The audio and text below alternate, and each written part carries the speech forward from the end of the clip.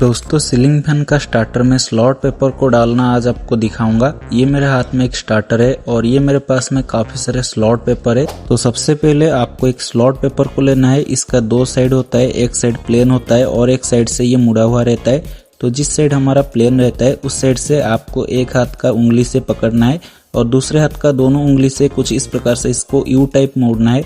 और उसके बाद में हमारा सीलिंग फैन का जो स्लॉट है स्टार्टर का, उसमें इसको कुछ इस तरीके से डाल देना है जैसे कि आप वीडियो में देख रहे हैं। तो इसी प्रकार से स्लॉट पेपर को सीलिंग फैन का स्टार्टर में डाला जाता है